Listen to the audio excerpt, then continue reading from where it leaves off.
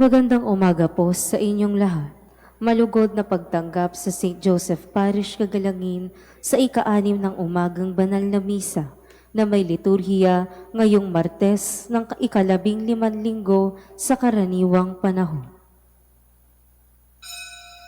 Tumayo po ang lahat at tayo makiisa sa Eucharistikong pagdiriwang na pamumunuan ng ating Kura Paroko, Reverendo Padre Douglas D. Bado.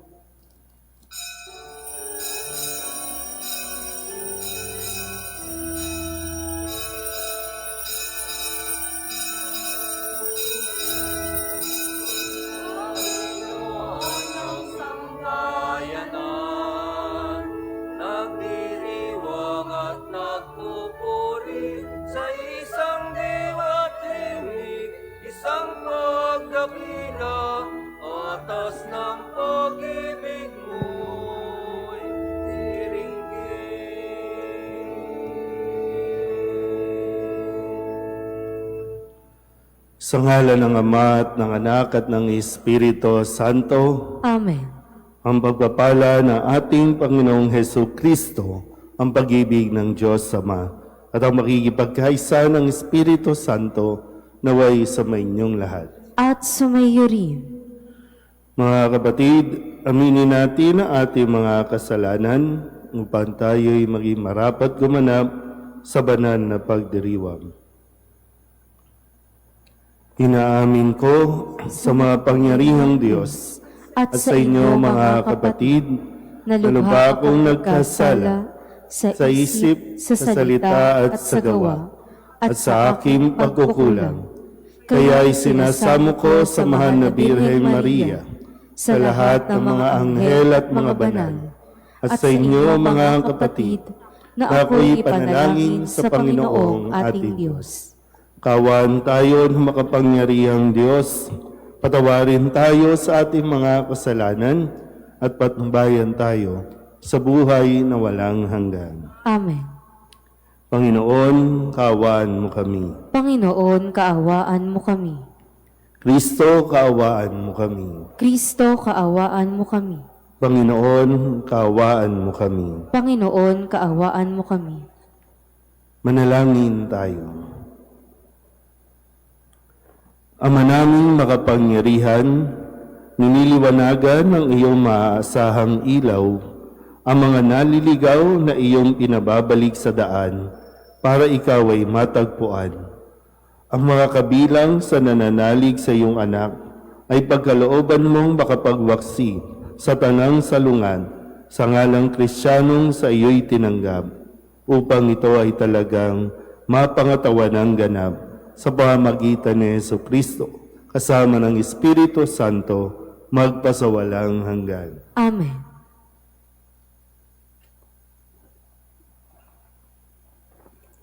Pagbasa mula sa aklat ni Propeta Isaías. Nang kapanahunan ni Akas na anak ni Jotam at apo naman ni Uzias na hari ng Juda, ang Jerusalem ay sinalakay ni Rezin, hari ng Syria, at ni Peka, anak ni Remalayas, hari ng Israel. Ngunit hindi sila nagtagumpay. Nakaabot sa sambahayan ni David ang balitang nagkasundo na ang Syria at ang Israel. Kaya't ang hari, gayon din ang buong bayan, ay nanginig sa takot na animoy mga punong kahoy na inuugoy ng hangin. Sinabi ng Panginoon kay Isaías, "Isama mo ang iyong anak na si Serhasub at salubungin ninyo si Akas. Matatagpuan ninyo siya sa may dulo ng padaluyan ng tubig mula sa tipunan ng tubig sa itaas, sa daang patungo sa bilaran ng damit. Ganito ang sabihin mo sa kanya, humanda ka, pumanatag ka at huwag matakot. Huwag masisira ang loob mo dahil sa nag-aalab na puot ni Rezin ng Syria at ng anak ni Remalayas. Ang dalawang iyan ay parang dalawang kahoy na umuusok ngunit di nagdidingas. Nagbalak ng masama laban sa iyo ang Syria at ang Israel at ang anak ni Remalayas. At kanilang sinabi, lusubin natin ang Huda, pasukuin natin at sakupin. Papaghariin natin doon ang anak ni Tabeel. Akong Panginoon ang nagsasabing, hindi na ito mauulit. Pagkat ang Syria'y mahina pa sa Damasco na punong lungsod niya, at ang Damasco'y mas mahina kay Haring Rezin. Ang Israel naman mawawasak sa loob ng 65 araw. Malakas pa sa Israel ang Samaria na kanyang punong lungsod, at ang Samaria ay hindi lalakas kaysa kay Haring Peka. Ikaw ang mapapahamak pag hindi nanatili ang iyong pananalig sa Diyos. Ang salita ng Diyos. Salamat sa Diyos.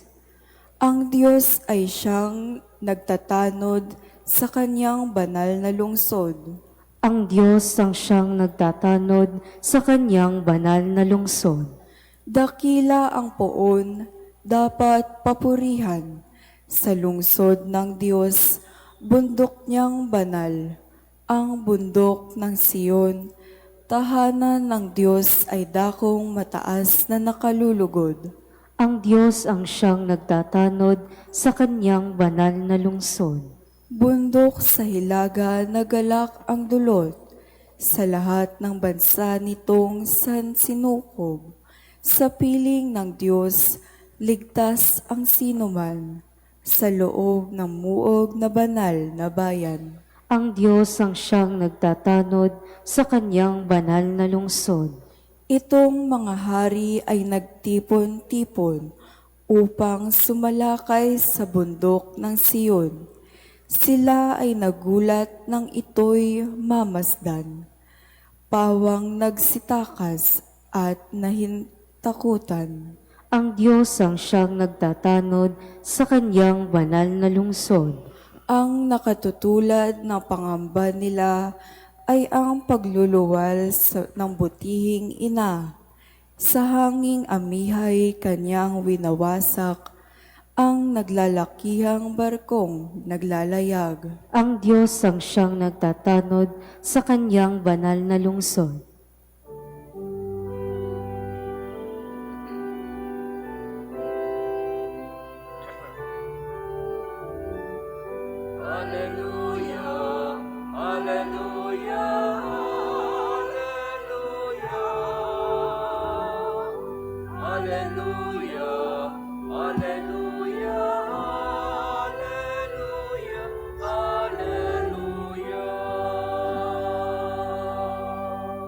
Dinggin ninyong lahat ngayon ang tinig ng Panginoon sa loob na mahinahon. Alleluia, Alleluia, Alleluia. Alleluia, Alleluia, Alleluia, Alleluia. Sumainyo ang Panginoon. At sumayo rin Ang mabuting balita ng Panginoon ayon kay San Mateo. papuri sa iyo, Panginoon. Noong panahong iyon, sinumbatan ni Jesus ang mga bayang ginawa niya ng maraming kababalaghan sapagkat hindi sila nagsisit tumalikod sa kanilang mga kasalanan. Kawawa ka, Chorazin! Kawawa ka, Bethsaida! Sapagkat kung sa Tiro at Sidon ginawa ang mga kababalaghang ginawa sa inyo. Malaon na sanang nagdaramit ng sako at nauupo sa abo ang mga taga roon upang ipakilalang sila'y nagsisisi. Ngunit sinasabi ko sa inyo, sa araw ng paghuhukom ay higit na mabigat ang sasapitin ninyo kaysa sasapitin ng mga taga-Tiro at taga-Sidon. At ikaw, Capernaum, ibig mong mataas hanggang sa langit, ibabagsak ka sa Hades. Sapagkat kung sa Sodoma ginawa ang mga kababalaghang ginawa rito sa inyo, sana'y nanatili pa ito hanggang ngayon. Ngunit sinasabi ko sa inyo, sa araw ng paghuhukom ay higit na mabigat ang ipaparusa sa inyo kaysa dinanas ng Sodoma. Ang mabuting balita ng Panginoon. Pinupuri ka namin, Panginoong Hesukristo. Isang magandang umaga po sa inyong lahat. Ngayon po ay Martes sa 15 linggo sa karaniwang panahon. At sa pagpapatuloy na ating pakikinig sa Ebanghelyo mula kay San Mateo, ngayong araw ay narinig natin ang panunumbat ni Kristo sa mga bayan na kanyang ginawa ng maraming kababalaghan o mga himala. Sinumbatan niya ang bayan ng Corazin, Bethsaida at Capernaum dahil kung tutusin sa dami ng lugar, sa dami ng bayan na nagnanais na madalaw ni Jesus, itong tatlong bayang ito kung tutusin ang pinakamaswerte dahil dito madalas dumadaan si Kristo o dito may pinakamaraming pinagaling at gumawa ng maraming himala at kababalagan sa Jesus. Muli, no? Sinumbatan niya dahil hindi sila nagsisi at tumalikod sa kanilang mga kasalanan. So, kung sakali, no, papalitan natin ang mga pangalang ito at ilalagay natin yung pangalan natin, sa tingin nyo, deserve natin masumbatan? Uy, gising. Sa tingin nyo ba, sa dami ng ginawa ng Diyos sa iyo? Kasi no, kung Corazin, Bethsaida, Capernaum, bagamat ito'y mga bayan, pero ito rin ay mga pangalan. At kung ilalagay ko yung pangalan ko dito, kawawa ka, Douglas, kawawa ka, ano mga pangalan ninyo, no? Ilagay niyo lang yung pangalan ninyo doon. At yung paanyaya na, susumbatan ba tayo ng Diyos? Anong ugali ba mayroon tayo?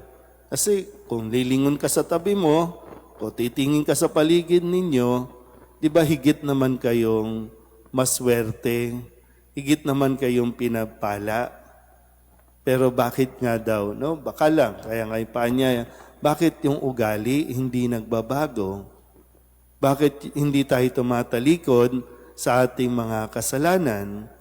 Pero kapag lumalapit tayo sa Diyos, talagang iyak-iyak tayo, yung talagang marubdob na paghingi natin ng tulong, tas binihayaan na tayo, yun nga lang, pagkatapos matanggap ang biyaya, para bang ang Diyos ang may utang na loob pa sa atin dahil tinulungan niya tayo. Di ba may mga ganon, no?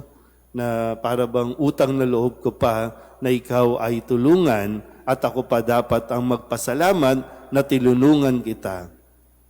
Imbis na tayo ang magpasalamat sa Diyos, gusto pa natin ang Diyos ang magpasalamat sa ginawa niya sa atin. Yan dito, no, sa bayan natin o sa bansa natin, pwedeng masabi na kinaiinggitan ng bansang Pilipinas sa dami ng yamang likas nito, sa dami ng pera ng Pilipinas, pero bakit hindi tayo umaasenso? Bakit patuloy tayong lumalayo sa Diyos.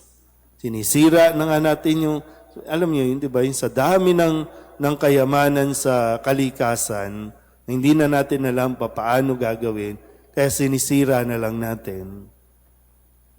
Mayaman tayo, di ba? Mayaman tayo. Pero nyo, sa isang araw ng impeachment, gagastos ng milyon-milyon. Isang araw lang yan, ha? Isang araw lang yan. Para pakinggan natin yung mga nonsense na mga tanong ng mga judges natin, para lang hanapan ng kung ano-anong kasinungalingan at pawalang bisa yung mga napapakinggan, pero binabayaran pa natin sila sa mga taxes. Kaya nga nagdagdag na naman ng singilang Meralco para may pagkunan na naman ng pambayad sa kanila pa rin naman. Di ba? Parang ano bang panunumbat ang kailangan nating marinig mula sa Diyos para matauhan ang bawat isa sa atin.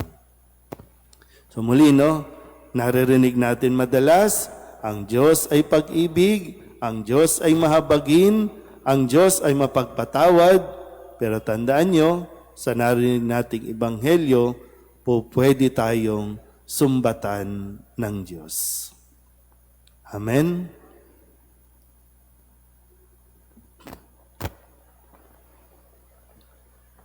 Matiisin ng Diyos at mulat sa ating mga paghihirap. Manalangin tayo sa Kanya upang tulungan niya tayo sa daan ng pagbabalik loob at pagbabagong buhay. Ang ating pong itutugon, panibaguhin mo kami, Panginoon. Panibaguhin mo kami, Panginoon. Ang Kristiyanong nananalig naway tumugon sa tawag ng pananampalataya at pagbabalik loob. Manalangin tayo sa Panginoon. Panibaguhin mo kami, Panginoon. Tayo naway bigyan ng Diyos ng katapangan na italaga ang ating sarili para maging malaya kay Kristo ang mga taong napipiit sa kanilang pagkamakasarili. Manalangin tayo sa Panginoon. Panibaguhin mo kami, Panginoon. Yaong may mga pusong hungkag ang nanlalamig at nanlalamig, naway makatagpo ng kaligayahan sa pag-ibig ng Diyos at ng kanilang kapwa. Manalangin tayo sa Panginoon. Panibaguhin mo kami, Panginoon. Ang mga may karamdaman sa isip at katawan, naway magkaroon ng ganap na kagalingan. Manalangin tayo sa Panginoon. Panibaguhin mo kami, Panginoon. Upang mamayani ang kapayapaan sa gitnang silangan at sa buong mundo, at ipag-adya nawa ang sangkatauhan sa karahasan, kasakiman at pang-aabuso ng kapangyarihan na nagdudulot ng paghihirap at kamatayan sa marami. Manalangin tayo sa Panginoon. Panibaguhin mo kami, Panginoon. Upang ang lahat naman nagdurusa dahil sa kalupitan ng digmaan ay daglian ng makaranas ng kapayapaan at mabuhay ng may kapanatagan at kalayaan. Manalangin tayo sa Panginoon. Panibaguhin mo kami, Panginoon. Ang mga namayapa naway masiyahan sa maliwanag na bukang liwayway na buhay na walang hanggan. Manalangin tayo sa Panginoon. Panibaguhin mo kami, Panginoon. Idalog din natin sa Panginoon ang ating mga personal na kahilingan, mga panalangin para sa ating mga pamilya. Kasama din ang mga kahilingan ng mga nanonood sa online. Lahat ng mga misang pasasalamat, special na intensyon, agarang paggaling ng mga may sakit, tang lahat ng mga kaluluwa na iniling na ipagdasal sa misang ito.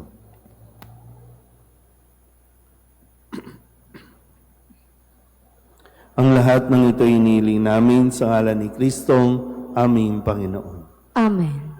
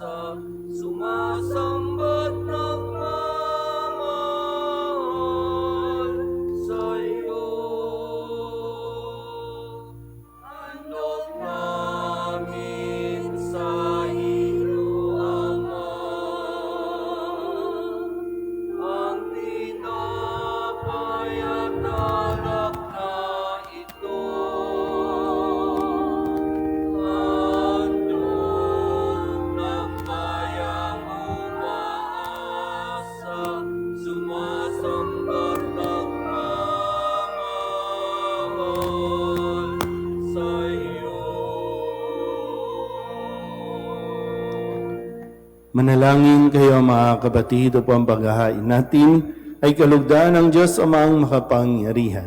Tanggapin nawa ng Panginoon itong paghahain sa iyong mga kamay, sa kapurihan niya at karangalan sa ating kapakinabangan at sa buong sambayanan niyang banal. Ama naming lamika, tunghayan mo ang mga alay ng iyong sumasamong sambayanan at tanggapin mo ang mga ito para madagdagan ang iyong kabanalan sa mga nananalig na tunay sa pamamagitan ni Jesucristo kasama ng Espiritu Santo magpasawalang hanggan. Amen. Sumainyo ang Panginoon. At sumainyo rin. Itaas sa Diyos ang inyong puso at diwa. Itinaas na namin sa Panginoon. Pasalamatan natin ang Panginoong ating Diyos. Marapat na siya ay pasalamatan. Ama naming makapangyarihan, tunay ngang marapat na ikaw ay aming pasalamatan sa pamamagitan ni Jesucristo na aming Panginoon. Utang na loob ang nagbubunsod upang gunitain ang kamatayan niya para kami buhayin. Pagtitiwala ang sanhi ng ligayang di malilimot sa pagkabuhay niyang sa aming kaloob. Pag-asang dahilan ng pagiging handa para sa pagbabalik niyang totoong dakila. Kaya kaysa ng mga anghel na nagsisiawit ng papuri sa iyo nang walang humpay sa kalangitan, kami nagbubunyi sa iyong kadakilaan.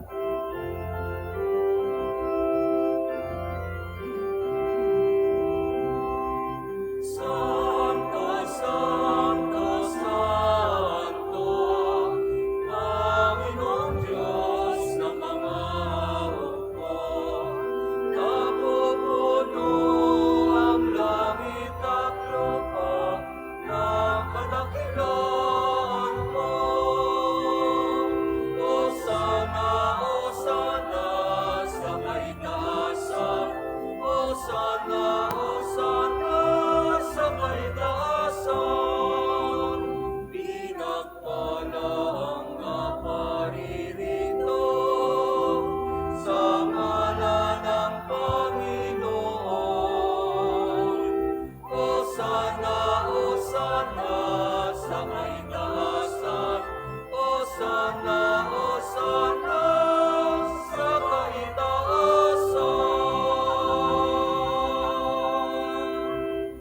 Ama naming banal, ikaw ang bukal ng tanang kabanalan. Kaya't sa pamamagitan ng iyong Espiritu, gawin mong banal ang kaloob na ito upang para sa aming maging katawan at dugo ng aming Panginoong Heso Kristo.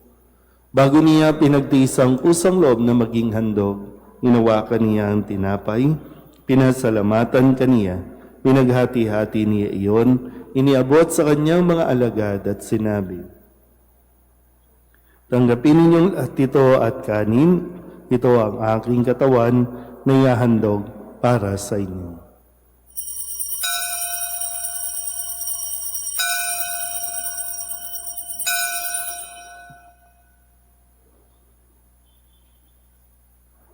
Gayun din naman nang matapos ang hapunan, hinawakan niya ang kalis, muli kaniyang pinasalamatan.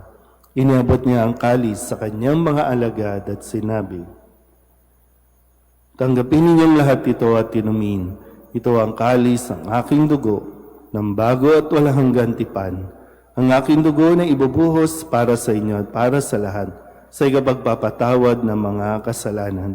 Gawin ninyo ito sa pag-alaala sa akin.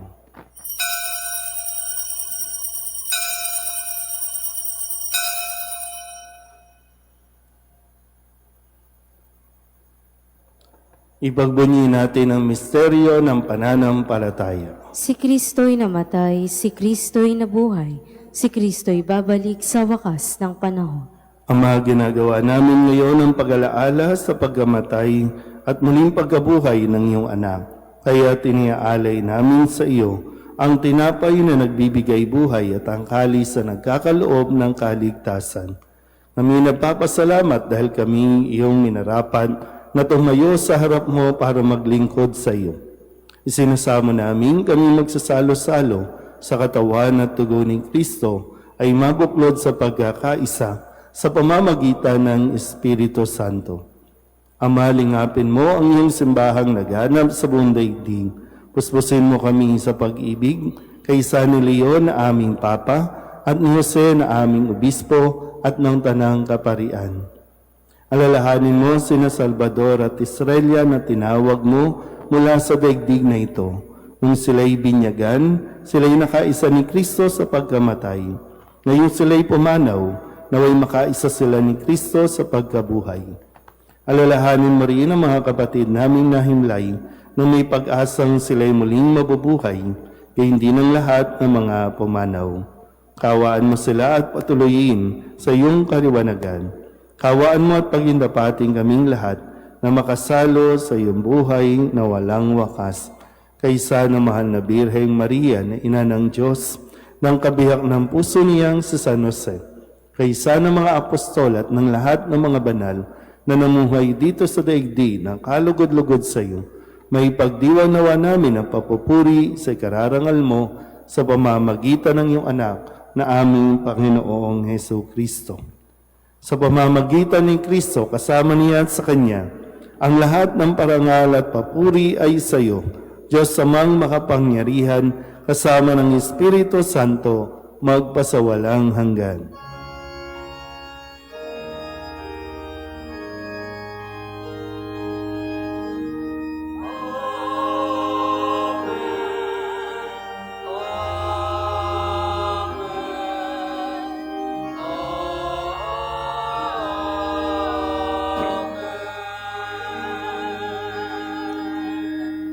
Sa tagabili ng manakagagaling na utos at turo ni Jesus sa Panginoon natin at Diyos, ipahayag natin ang lakas loob.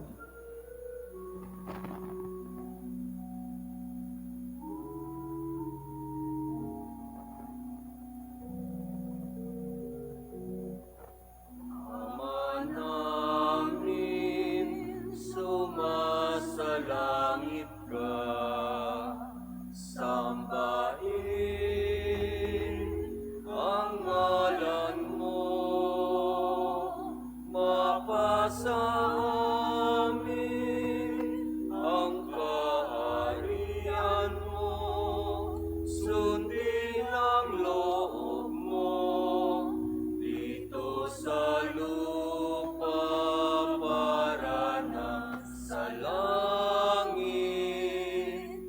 Bigyan mo kami ngayon ng aming kakanin sa araw-araw at patawarin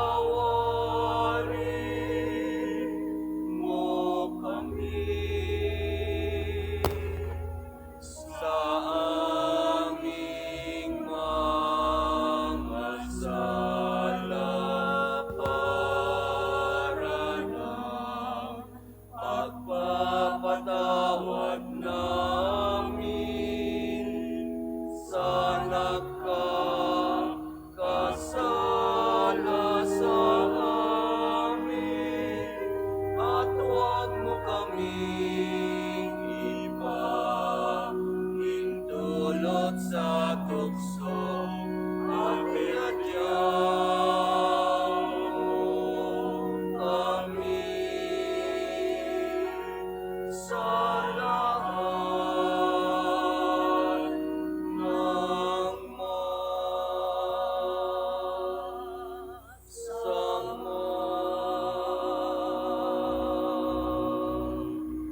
Hinihiling namin kami iadya sa lahat ng masama, pagkalooban ng kapayapaan araw-araw, iligtas sa kasalanan at ilayo sa lahat ng kapahamakan, samantalang aming pinananabikan ang dakilang araw ng pagpapahayag ng tagapagligtas naming sa Hesu Kristo. Sapagkat iyo ang kaharian at ang kapangyarihan at ang kapurihan magpakailanman. Amen.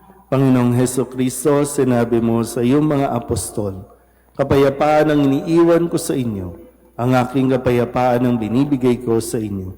Tunghayan mo ang aming pananampalataya at huwag ang aming mga pagkakasala. Pagkalooban mo kami ng kapayapaan at pagkakaisa ayon sa iyong kalooban, kasama ng Espiritu Santo, magpasawalang hanggan. Amen. Ang kapayapaan ng Panginoon ay laging sumainyo. at sumayo rin. Mabigayan tayo ng kapayapaan sa isa't isa. Kordero ng Diyos na nag-aalis sa mga kasalanan ng sanlibutan, maawa ka sa amin. Kordero ng Diyos na nag-aalis sa mga kasalanan ng sanlibutan, maawa ka sa amin. Kordero ng Diyos na nag-aalis sa mga kasalanan ng sanlibutan, ipagkaloob mo sa amin ang kapayapaan.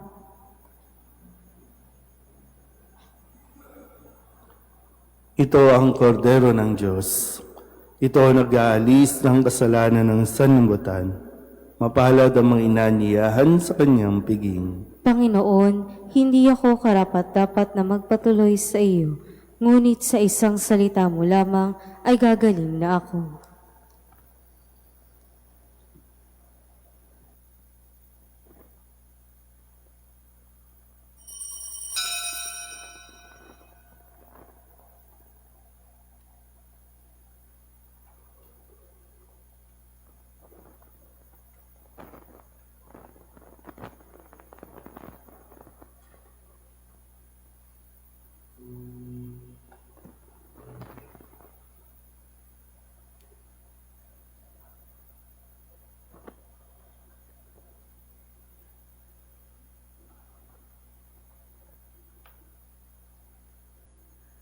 Magsiluhod po ang lahat. Panalangin kay San Jose, abang tagapangalaga ng tagapagligtas, kabiyak na puso ng mahal na Birheng Maria. Sa iyo ipinagkatiwala ng Diyos ang kaisa-isa niyang anak. Sa iyo nagtiwala si Maria. Sa piling mo, si Kristo'y naging tao. Maging ama ka rin sa amin, pinagpalang Jose, at gabayan mo kami sa landas ng buhay. Ihingi mo kami ng biyaya, awa at tapang, at ipagtanggol kami sa lahat ng masama. Amen. Magsitayo na po ang lahat. Manalangin tayo. Ama naming mapagmahal, kami mga pinapagsalo mo sa piging na banal, ay makatanggap nawa ng bungang karagdagan ng iyong pagliligtas na aming ipinagdiriwang sa pamamagitan ni Jesucristo, kasama ng Espiritu Santo, magpasawalang hanggan. Amen. Sumainyo ang Panginoon. At sumayo At rin. pagpalain kayo ng makapangyarihang Diyos, Ama at Anak, Espiritu Santo. Amen. Tapos sa banal na misa, humayo tayo sa kapayapaan ni Kristo. Salamat sa Diyos. Magandang umaga po.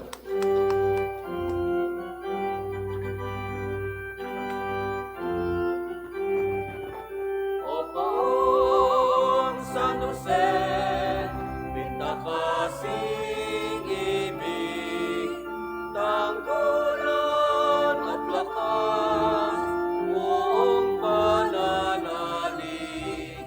Kami po'y ipagkatya sa mga panganib. Kami naway laging upupin ng langit.